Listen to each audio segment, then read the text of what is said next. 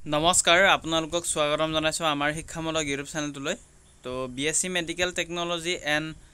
paramedical course CW 2024 বৰ্ষৰ যেহেতু আপোনালোকৰ 22 তাৰিখে এডমিট কাৰ্ড মুকলি কৰা হ'ব আৰু 28 জুলাই তাৰিখে আপোনালোকৰ এক্সামটো অনুষ্ঠিত কৰা হ'ব তো আমি যেহেতু আপোনালোকৰ আজি লৈ আহিছো কেমিষ্ট্ৰি টপ 25 MCQ তো 80% কমন পৰিব ইয়াৰ পৰা আপোনালোকৰ তো কমন MCQ কুৱেশ্যন লৈ আহিছো লাষ্ট মিনিট ৰিভিজন হিচাপে আপোনালোকে চাব পাৰে আৰু এই ধৰণৰ ভিডিঅ'খিনি পাবলৈ চেনেলটো সাবস্ক্ৰাইব কৰিবলৈ নাপাহৰিব আমি আপোনালোকৰ কাউন্সেলিং শেষ হৈ যোৱালৈকে এডমিশনৰ সময়লৈকে আপোনালোকৰ লগত থাকিম যেহেতু তো এডমিশনৰ সময়ত কি ডকুমেন্টছ লাগিব সকলোবোৰ আমি এই চেনেলৰ দ্বাৰা আপোনালোকক আপডেটখিনি জনাই থাকিম আৰু আপোনালোকে আগৰ যদি 3টা পাৰ্ট চোৱা নাই ইংলিশ বায়োলজি এণ্ড ফিজিক্স যদি 3টা পাৰ্ট চোৱা নাই 25-25টা কৈ আমি 3টা পাৰ্ট বা আমি স্যাম্পল পেপাৰ এখন সলভ কৰি আছো তো আজি কেমিষ্ট্ৰি যেহেতু লাষ্ট পাৰ্ট হয় তাৰ পিছত আমি MCQ কুৱেশ্যন লৈ আহিম তো যিমান কেদিন আছে আপোনালোকৰ বেছি দিন নাই বাৰু হলো এই সপ্তাহত আমি আপোনালোকৰ বাবে কাম কৰিম যেহেতু BSc medical technology and paramedical কোৰ্সৰ বাবে তো যিমানখিনি পাৰো চেষ্টা কৰিম আৰু যদি আগৰ ভিডিঅ'সমূহ চোৱা নাই বিএসসি নাৰ্সিং বা বি ফাৰ্ম এণ্ড ডি ফাৰ্মৰ যদি চোৱা নাই সেইখিনি চালে আপোনালোকে অলপ হলো উপকৃত হ'ব বুলি মই ভাবো তো স্কিপ নকৰাকৈ আপোনালোকে গোটেইখিনি চাবলৈ চেষ্টা কৰিব আৰু যিমান পাৰে বন্ধুবৰ্গলৈ শ্বেয়াৰ কৰিবলৈ নাপাহৰিব তো আজি কেমিষ্ট্ৰি পাৰ্ট 4 হয় আমি পাৰ্ট 3টা আলোচনা কৰিলো আগতে প্ৰথম কোৱেশ্যন দি আছে the father of modern chemistry is তো আধুনিক ৰসায়ন বিজ্ঞানৰ পিতৃ বুলি কাক জনা যায় তো চাৰিটা অপচন দিয়া আছে প্ৰথমে শুদ্ধটো আপোনালোকে মই কোৱাৰ আগতে এনসাৰটো দিব আৰু শেষত স্কোৰটো জনাব যে 25টাৰ ভিতৰত কেইটানো শুদ্ধ কৰিব পাৰিলে কমেন্ট সেকশনত জনাবলৈ নাপাহৰিব আৰু শেষত আপোনালোকে ভিডিঅ'টো চোৱাৰ পিছত এতিয়া ক'ব নালাগে বাৰু ভিডিঅ'টো যেতিয়া শেষ হ'ব তেতিয়া আপোনালোকে অলপ হলো হেল্পফুল হ'ব নহয় আপোনালোকে অনুমানিক হিচাপে জনাবলৈ নাপাহৰিব the father of modern chemistry is তো লেবয়ছৰ হ'ব অপচন বি এন্টনি লেবয়ছৰ হ'ব কাৰেক্ট আনসাৰ এন্টনি লেবয়ছৰ নেক্সট 2 নম্বৰ চাব 2 নম্বৰ দিয়া আছে দি pH scale has been given by pH scale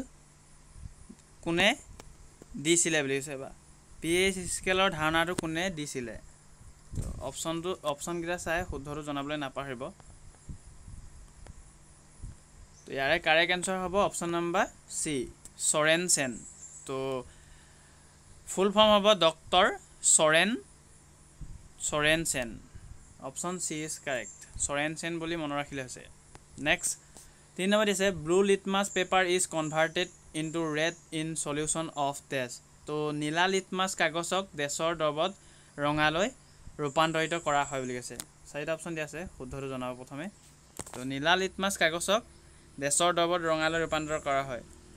তো কাৰেক্ট আনসাৰ হ'ব আপোনালোকৰ অপচন নম্বৰ এ এচিড নেক্সট 4 নম্বৰ দিয়া আছে electron affinity of Nobel gases R তো উচ্চ গেছৰ ইলেক্ট্ৰন আত্মীয়তা কিমান বুলি কৈছে তো চাৰিটা অপচন দিয়া আছে শুদ্ধটো প্ৰথমে জনাব electron affinity of Nobel gases R almost 0 option A is correct হ'ব next the ore of aluminium is তো এই ধৰণে আপোনালোকে ওৰখিনি চাব এলুমিনিয়ামৰ বুলি নহয় বাকি অন্যখিনিৰো চাব যদি পাৰো আমি লিষ্টখন দি শ্বেয়াৰ কৰিবলৈ চেষ্টা কৰিম আপোনালোকক the ore of aluminium is correct answer হ'ব bauxite option B is correct next 6 number দিয়া আছে which metal is responsible for itai itai disease তো ইটাইটাই ৰোগৰ বাবে কোনটো ধাতু দায়ী বুলি কৈছে তো শুদ্ধটো জনাবলৈ নাপাহৰিব প্ৰথমে চাৰিটা অপচন দিয়া আছে তো ইটাইটা ৰোগৰ বাবে কেডমিয়াম ধাতুটো দায়ী হয় option A is correct next 7 number দিয়া আছে the commonly use coolant in refrigerator is তো ফ্ৰিজত সাধাৰণতে ব্যৱহৃত শীতল পদাৰ্থ কি বুলি কৈছে তো সাধাৰণতে আজিকালি সকলোৰে ঘৰত বা দোকানত ফ্ৰিজ ব্যৱহাৰ কৰে তো ফ্ৰিজত সাধাৰণতে ব্যৱহৃত শীতল পদাৰ্থ এবিধ আছে সেই পদাৰ্থবিধনো কি হয় আপোনালোকক সুধিছে যেহেতু তো চাৰিটা অপচনৰ ভিতৰত শুদ্ধটো জনাব তো ফ্ৰিজত সাধাৰণতে ব্যৱহৃত শীতল পদাৰ্থ হৈছে ফেৰন অপশ্যন চি হ'ব শুদ্ধ এনসাৰ তো ফ্ৰিজ অতিপাত যেহেতু ব্যৱহাৰ কৰিলে আমাৰ যেহেতু জীৱকুলৰ বাবে বেয়া হয় তো সকলোৱে জানে কিয়নো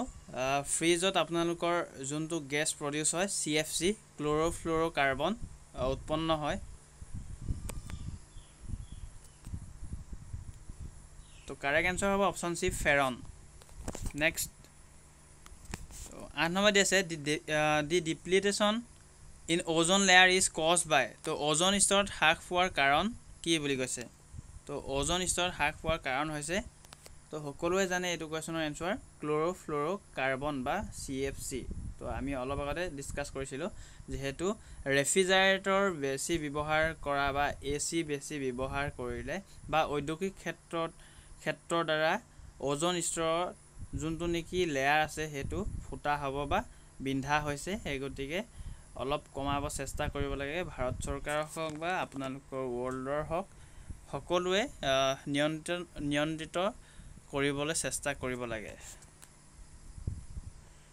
তো ওজন মলিকুল ইজ 9 নম্বৰ দিছে ওজন মলিকুল কি হয় লিনিয়াৰ হয় পাৰামেগনেটিক হয় ডাইমেগনেটিক হয় নে টেট্ৰাহেড্ৰেল হয় তো এইটো আপোনালোকক হোমৱৰ্ক দিছো যদি পাৰে এনসাৰ দিব চেষ্টা কৰিব যদি নোৱাৰে নেক্সট ক্লাছত আমি এনসাৰটো ক'বলৈ চেষ্টা কৰিম তো হোমৱৰ্ক দিছো একেবাৰে সহজ হয় ওজন মলিকুল ইজ চাৰিটা অপচনৰ ভিতৰত আপোনালোকে শুদ্ধটো জনাব নেক্সট 10 নম্বৰ দি আছে which base is present in Lime water তো সোণৰ পানীত কোনটো ভিত্তি থাকে বুলি কৈছে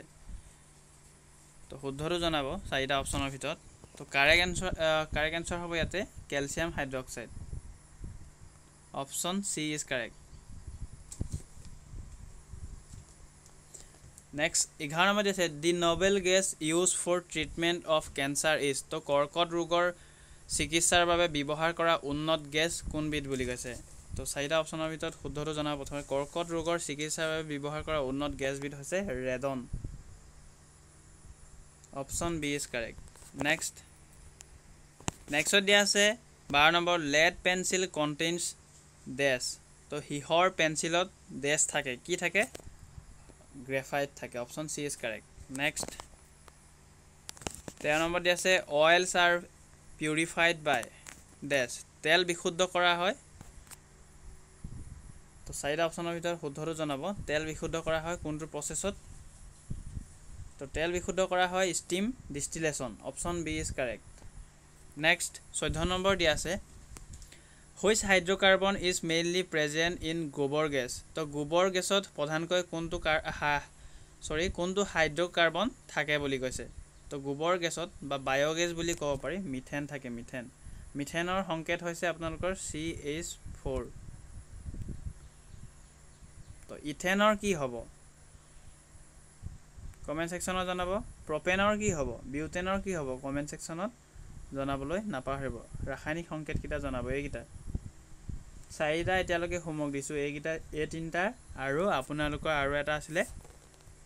যে ওজন লেয়াৰটো কি বা ওজন মলিকুলটো কি হয় নেক্সট 15 নম্বৰ দিয়া আছে soda ash is the name for তো সোডা চাইৰ নাম কি হয় বুলি কৈছে শুদ্ধটো জনাব চাৰিটা অপচনৰ ভিতৰত সোডা চাইৰ নাম হৈছে sodium carbonate option D is correct next 16 number rate of diffusion of a gas is তো গেছৰ প্ৰসাৰণৰ হাৰ কি বুলি কৈছে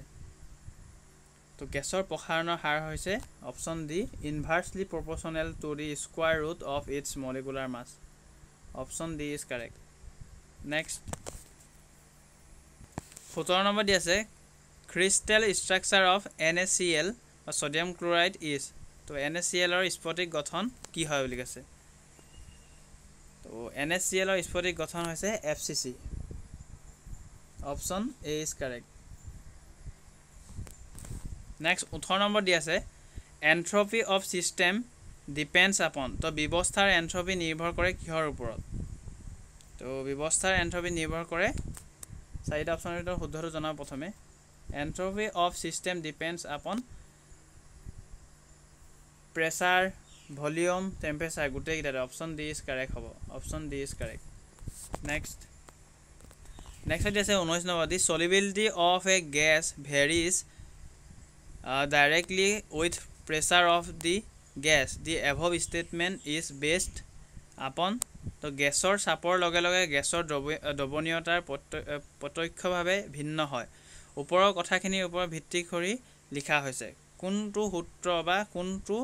ৰুলৰ মতে লৰ মতে ভিত্তি কৰি ওপৰৰ বাক্যটো কোৱা হৈছে বুলি কৈছে তো ইয়াৰে কাৰেক্ট এনসাৰ হ'ব আপোনালোকৰ অপশ্যন সি হেনৰিজ ল নেক্সট 20 নম্বৰ দি আছে which of the following phenomenon is considered responsible for global warming তো তলৰ কোনটো পৰিঘটনাক গ্লোবেল ওয়াৰ্মিঙৰ বাবে দায়ী বুলি গণ্য কৰা হয় তো চাৰিটা অপশ্যন দি আছে শুদ্ধটো প্ৰথমে জনাওক তো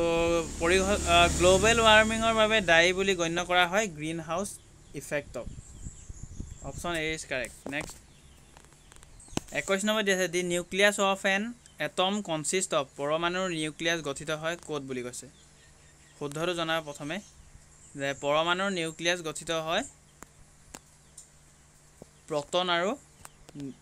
নিউট্ৰনত option C is correct next 22 number দি আছে the number of moles of solute present in 1 kg of a solvent is called its তো 1 কিলোগ্ৰাম দ্ৰাৱকত থকা দ্ৰৱীভূত পদাৰ্থৰ মোলৰ সংখ্যাক ইয়াক কি বোলে বা কি বোলা হয় তো the number of moles of solute present in 1 kg of a solvent is called its molality option A is হ'ব কাৰেক্ট এনসাৰ নেক্সট